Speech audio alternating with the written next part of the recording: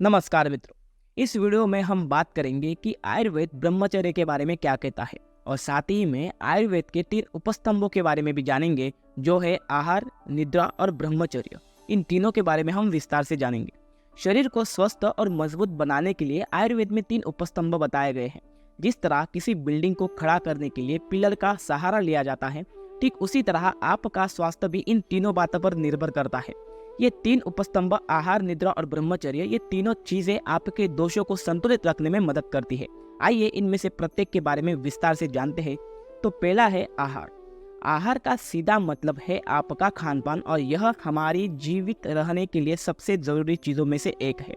हमारे वेदों में आहार को ही जीवन कहा गया है। असल में देखा जाए तो आहार स्वयं में ही औषधि है। नियमित संतुलित आहार का सेवन करने से ही सभी धातुओं और दोषों को पोषण मिलता है। आपके खान पान का प्रभाव सिर्फ शरीर पर नहीं बल्कि आपके मन पर भी पड़ता है।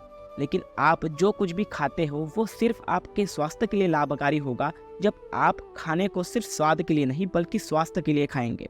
अच्छी और बुरी सेहत दोनों ही आपके खान पान पर निर्भर है। आयुर्वेद के अनुसार जिन लोगों को अपनी जीभ पर नियंत्रण नहीं रहता है, उन्हें ही आगे चलकर बीमारियां होती है। अपनी प्रकृति के अनुसार हितकारी, उचित मात्रा में और ठीक तरह से भोजन करने वाला व्यक्ति ही स्वस्थ रहता है। चरक ने आहार सेवन से जुड़ी 8 विशेष बातें बताई है, जिन्हें आदर्श आहार संहिता कहा गया है। दूसरा है निद्रा। हमारे स्वास्थ्य का दूसरा सबसे महत्वपूर्ण स्तंभ नींद है। अगर आप तनाव या किन्हीं अन्य कारणों की वजह से भरपूर नींद नहीं ले पा रहे हैं तो इससे कई बीमारियां हो सकती है। दरअसल अच्छी नींद लेने से शरीर की सभी मांसपेशियों और अंगों को आराम मिलता है, जिससे अगली सुबह वो फिर से तरोताजा होकर अपने काम के लिए तैयार हो सके। अगर आप लगातार ठीक से नींद नहीं लेते हैं तो कुछ ही दिनों में आप पागल भी हो सकते हो। कितने घंटे सोना चाहिए? आयुर्वेद के अनुसार प्रत्येक व्यक्ति को 6 से 8 घंटे जरूर सोना चाहिए। वही नवजात शिशुओं को 18 से 20 घंटे की नींद लेना बहुत ज्यादा आवश्यक है, जिससे उनका शारीरिक और मानसिक विकास बेहतर ढंग से हो। पर्याप्त नींद लेने के भी कई सारे फायदे हैं। रोजाना पर्याप्त नींद लेने से शारीरिक शक्ति, पुरुषत्व, ज्ञान और आयु की वृद्धि होती है। इससे आपका ओज और चेहरे का निखार भी बढ़ता है। यह बात हमेशा ध्यान रखें कि सुबह जल्दी उठे और रात में जल्दी सोए। आज के समय में अधिकांश लोग सुबह देर से उठते हैं और रात में देर से सोते हैं। यही कारण है कि इस जीवन शैली को अपनाने वाले लोग कई तरह की शारीरिक और मानसिक बीमारियों से ग्रसित रहते हैं। एक बात और ध्यान रखें कि जहां अनिद्रा या कम सोना अच्छी सेहत के लिए हानिकारक है, वही बहुत अधिक सोना भी उतना ही हानिकारक है। तीसरा है ब्रह्मचर्य। शरीर का तीसरा सबसे महत्वपूर्ण उपस्तंभ ब्रह्मचर्य है। ब्रह्मचर्य का अर्थ ही है कि संयम पूर्वक जीवन शैली अपनाते हुए वीर्य की रक्षा करना। हम जो भी खाते पीते हैं वो चीज पचने के बाद धातु बनती है।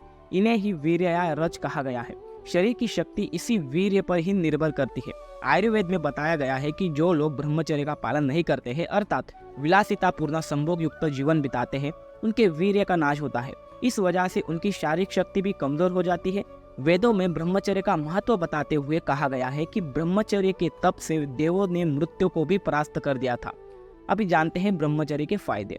आयुर्वेद के अनुसार आप ब्रह्मचर्य का पालन करते हैं, अर्थात बहुत अधिक संभोग से बचे रहते हैं, तो इससे कई फायदे हैं।